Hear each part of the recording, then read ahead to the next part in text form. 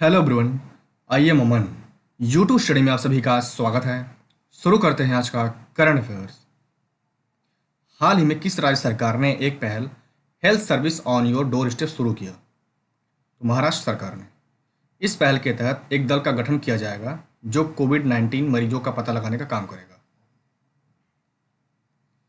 हाल ही में 17 जुलाई को कौन सा दिवस मनाया गया? तो अंतर्राष्ट्रीय न्याय दिवस। हर साल 17 जुलाई को अंतर्राष्ट्रीय आपराधिक न्याय की उभरती चुनौतियों को पहचानने के लिए अंतर्राष्ट्रीय न्याय दिवस मनाया जाता है। हाल ही में यूनिसेफ इंडिया ने देश में युवाओं को करियर परामर्श देने के लिए किसके साथ साझेदारी की घोषणा की? तो सैप इंडिया। ठीक। यूनिसेफ इस साझेदारी के तहत देश की अयोग्य युवाओं को डिजिटल शिक्षा और व्यावसायिक कौशल प्रदान करेगा।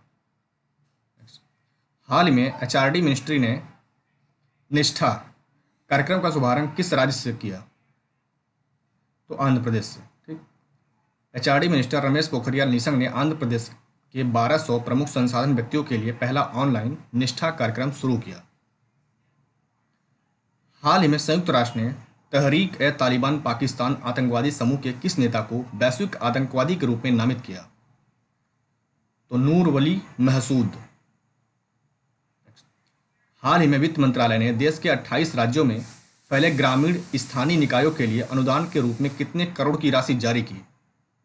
तो 15,187 करोड़ रुपए। यह अनुदान राशि ग्रामीणों के लिए पीने के पानी की आपूर्ति आदि से संबंधित विभिन्न विकासात्मक कार्यों को पूरा करने की सुविधा प्रदान करेगा। महिलाओं और बच्चों की सुरक्षा के लिए किस राज्य की पुलिस ने सही बहर अभियान शुरू किया? तो तेलंगाना पुलिस ने। ठीक। इसका उद्देश्य महिलाओं और बच्चों के लिए सुरक्षित साइबर स्पेस प्रदान करना है। हाल ही में वैश्विक निर्माता जोखिम रिपोर्ट सूचकांक 2020 जारी किया गया। वैश्विक विनिर्माण के लिए सबसे उपयुक्त स्थानों में भारत को कौन सा स्थान प्राप्त हुआ? तो तीसरा स्थान प्राप्त हुआ। ठीक।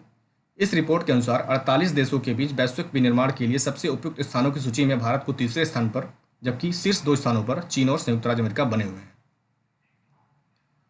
खादी और ग्रामोद्योग उद्योग केवीआईसी ने हाल ही में कहां पर चमड़ा कारीगरों के लिए अपनी तरह का पहला फुटवियर प्रशिक्षण केंद्र की शुरुआत की?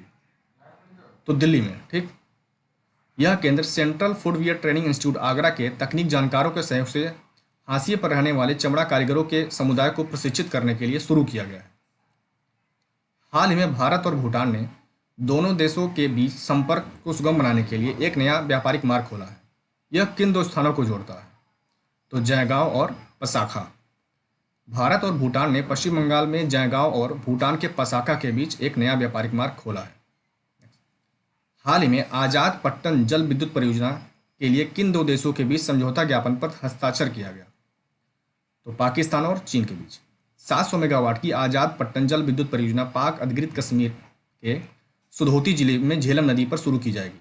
यह परियोजना CPEC यानी चीन पाकिस्तान इकोनॉमिक कॉरिडोर के तहत बनाई गई है, जबकि दूसरी परियोजना है, जबकि पहली परियोजना के तहत 1124 मेगावाट की कोहाला जल विद्युत परियोजना का निर्माण मुजफ्फराबाद के नजदीक झेलम नदी पर बनाया जाएगा। ARCI ने किसके साथ मिलकर यात्री सामान को डिसइंफेक्टेड करने के लिए एक UV सिस्टम विकसित किया है? तो विहन टेक्नोलॉजीज नोएडा। ठीक। यह कॉम्पैक्ट UV कन्वेयर सिस्टम कुछ ही सेकंड के भीतर कन्वेयर से गुजरने वाले सामान को प्रभावी तरीके से डिसइंफेक्टेड कर देगा। हाल ही में साइबर खतरों से निपटने के लिए अपने सहयोग का विस्तार करने के लिए भारत ने किस देश के साथ समझौता ज्ञापन पर हस्ताक्षर किया? तो इजराइल के साथ। ठीक। यह समझौता क्षमता निर्माण और क्षेत्र में सर्वोत्तम प्रथाओं को आपसी आदान प्रदान में सहायता करेगा। वर्ष 2020 का फीफा विश्व कप किस देश में आयोजित किया जाएगा? तो कतर में। कतर 2022 फीफा विश्व कप को आयोजित करने वाला पहला मुस्लिम बहुल देश होगा। हाल ही में चर्चा में रहे ऑल वेदर 4 धाम प्रोजेक्ट द्वारा किस स्थानों को आपस में जोड़ा जाएगा? तो यमुनोत्री, गंगोत्री, बद्रीनाथ और Kedarnath. Okay, if you like this video please like, share and subscribe. Thank you.